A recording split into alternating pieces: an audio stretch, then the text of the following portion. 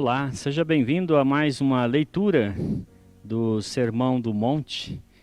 E estamos caminhando para as últimas leituras do capítulo 5, a partir do verso 21, indo até o versículo 48, Jesus se dedica a olhar mais de perto algumas questões pertinentes à lei de Moisés.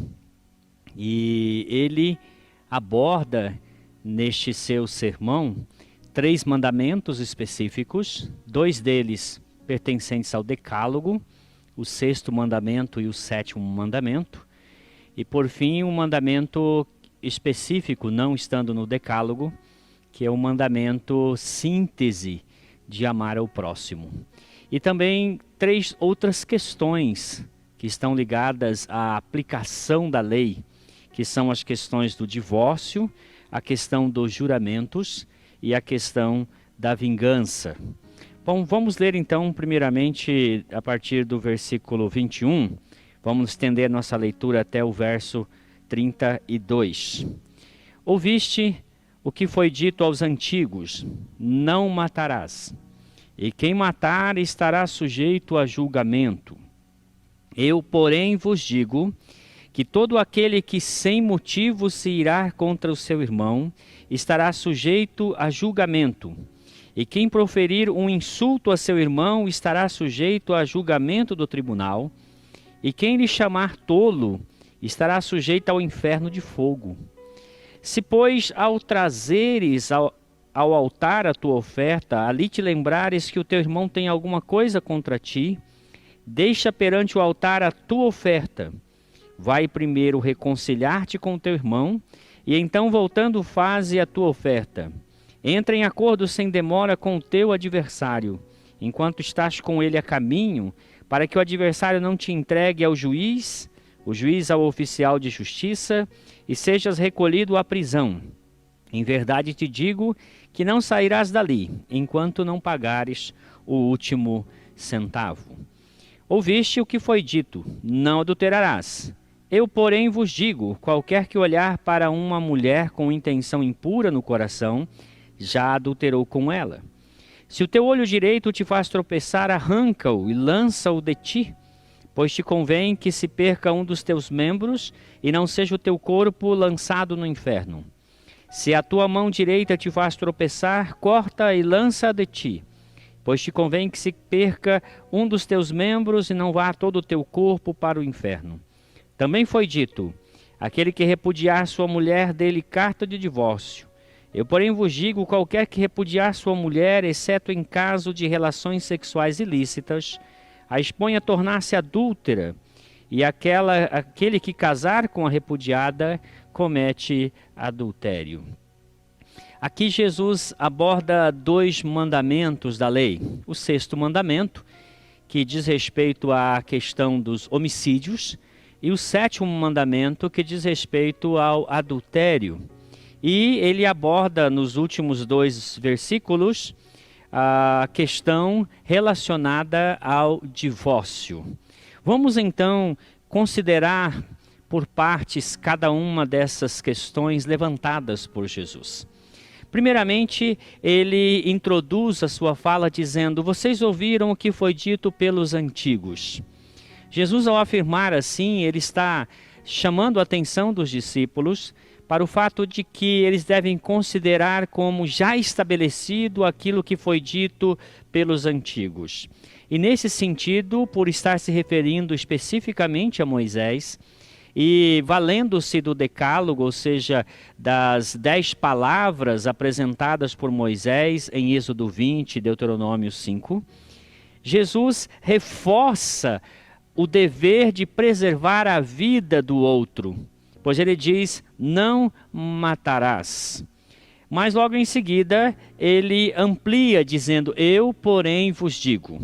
É exatamente aqui que está a linha divisória em relação à questão da relação Antigo Testamento e Novo Testamento. Jesus Cristo é o Senhor da palavra. É Ele a razão de ser de todas as coisas, inclusive da lei de Deus. e ele tem todo o poder como legislador de dar a interpretação correta. E o que ele faz aqui é expandir.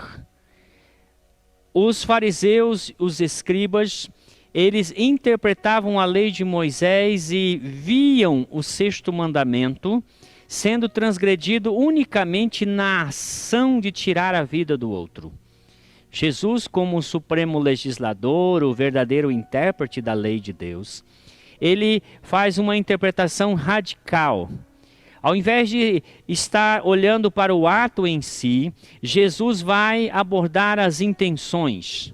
Jesus procura no coração do homem as razões do homicídio. E por isso que então ele vai dizer que mais do que querendo evitar ou impedir que os homens tirem a vida uns dos outros, este mandamento proíbe exatamente que o homem dê vazão à ira, dê vazão às suas mágoas, aos seus ressentimentos, às suas indisposições de coração. Então ele diz, ao invés de vocês ficarem olhando para esse mandamento apenas como restrito ao ato de tirar a vida do outro, é necessário que vocês entendam que este mandamento diz respeito às coisas que estão no coração do homem. O bem-aventurado é aquele cujo coração é puro. E aquele que tem um coração puro, ele está constantemente pedindo ao Espírito Santo que o purifique. De maneira que ele, ao perceber a mínima presença de mágoa, ira ou ressentimento, ele imediatamente procura tomar providências de maneira a expelir aquilo para que não se torne algo que vai descambar em uma violência. Por isso ele evita que a ira tome o seu coração, que se transforme em palavras, como palavras desprezíveis, tolo, imprestável, inútil, que são os termos que Jesus usa aqui. Então, aquele que é puro de coração, ele está zelando pelos seus relacionamentos e ele também é pacificador, o bem-aventurado é pacificador. E é assim, com a pureza do coração e com o desejo de buscar a paz, que ele excede na sua justiça aos escribas e fariseus. E ele faz isso porque ele não deixa que a coisa ganhe forma. Quando está tentando criar raízes, ele vai lá e arranca totalmente. E como ele arranca? Pelo perdão. Ele arranca pela disposição de buscar a paz com todos. Então aqui Jesus já ilustra dizendo, olha, pensa bem, se você for oferecer uma oferta e se lembra que alguém que tem algo contra você, vai lá e reconcilia primeiro. Mais importante é estar em paz, é ter os relacionamentos interpessoais saudáveis do que apresentar ofertas, do que cultuar a Deus, do que louvar a Deus ou participar de uma reunião. O discípulo entende isso e ele sabe que os relacionamentos são extremamente importantes para expressar a vida de Cristo que está nele. E Jesus diz, é importante que você busque a reconciliação sempre, para que o seu coração não se encha de ira e você não venha, por fim, a acabar sendo traído por isso e se tornar um transgressor do sexto mandamento. Dos versos 29 a 30... Jesus fala do sétimo mandamento. E o sétimo mandamento, Moisés diz claramente, não adulterarás. E adulterar é mudar o teor original. Para entendermos o que é o adultério, é importante lembrarmos que Deus fez um homem e uma mulher para viverem juntos numa relação de compromisso vital. Qualquer coisa que extrapole este padrão original é adultério. E Jesus então dizendo, olha, ao invés de vocês ficarem também focados na questão do ato em si, Jesus radicalmente vai nas intenções. E ele diz, mais do que a questão dos atos, o espírito da lei contempla as intenções. Porque assim como os homicídios, também os adultérios nascem no coração do homem. No coração daquele que cobiça. E aqui Jesus faz uma vinculação interessante. Ele vincula o sétimo mandamento ao 10º mandamento.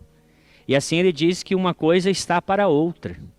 E o que Jesus está combatendo aqui também é a questão do machismo presente na sociedade de seus dias. Para os escribas e fariseus, a fonte do pecado era a mulher. Então, para eles proibiam, por exemplo, um homem de conversar com a mulher, de olhar para uma mulher, de alguma maneira ter um relacionamento com uma mulher que levasse ele a pecar, como se a mulher fosse a fonte do pecado e ele sempre o tentado. Jesus chama a atenção para o fato de que o pecado está no coração de quem olha, não em quem está sendo olhado.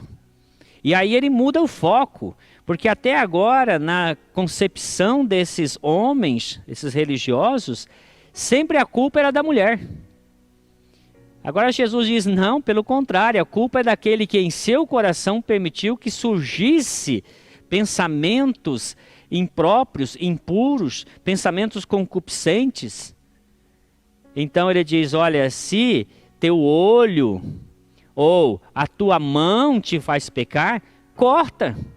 A proposta de Jesus é uma ação radical, um rompimento completo por parte do discípulo em relação a essas coisas que, entrando no coração, perverte os homens e faz com que eles acabem se tornando transgressores da lei de Deus. Jesus evidentemente desagradou os escribas e fariseus com esta abordagem, porque, na opinião deles, sempre a culpa estava no sexo feminino como fonte de tentação e eles eram os inocentes enredados pelo pecado que eles vinculavam à pessoa das mulheres. E nos versos finais, o verso 31 e 32, Jesus aborda a questão do divórcio. Essa questão é mais amplamente abordada em Mateus 19, dos versos 1 a 12, e lá então Jesus é questionado sobre o divórcio. E Jesus, citando Deuteronômio 24, onde Moisés fala especificamente sobre o divórcio, Jesus deixa claro que a razão do divórcio é a dureza do coração. Acontece que o discípulo, ele não tem um coração endurecido. O discípulo está aberto ao diálogo, e onde há diálogo não há divórcio. E Jesus vai dizer claramente, olha, está dito lá, Moisés disse que o homem ao repudiar sua mulher dê a ela carta de divórcio. A intenção de Moisés era evitar a violência doméstica. Era preferível que a mulher fosse repudiada e pudesse casar com outro do que sofrer violência em casa. Havia duas escolas nos dias de Jesus, a escola de Shammai e a escola de Eliel. Ambos não cogitavam da possibilidade do divórcio ser a única razão para o adultério ser a única razão para o divórcio. Jesus é bem claro em dizer que Moisés está se referindo a uma prática de adultério. E aí a palavra moikia em grego indica ações contínuas, não é um flerte, uma relação fortuita, mas é uma prática de vida. Então a mulher ou o homem que se entrega a esta realidade dá ao seu cônjuge, na opinião aqui de Jesus, a condição de que ele queira legitimamente separar-se desta pessoa. É claro que o divórcio não é mandamento, o divórcio é concessão. Nunca foi a intenção de Deus que as pessoas se divorciassem. Pelo contrário, o profeta Malaquias chama a atenção dos seus contemporâneos quando eles estão reclamando de Deus. Olha, nós vamos lá, nós oramos, nós choramos no teu altar e o Senhor não nos ouve.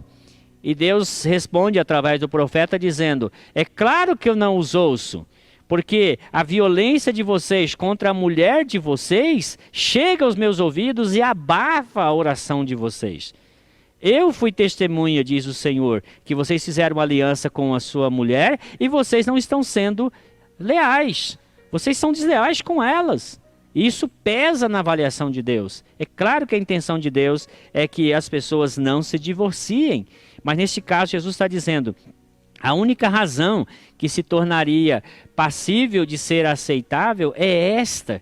E então eles ficam ali colocados diante de uma condição onde Jesus aponta para uma possibilidade de que haja sempre reconciliação. E essa é a opinião de Jesus. O discípulo está sempre aberto ao diálogo.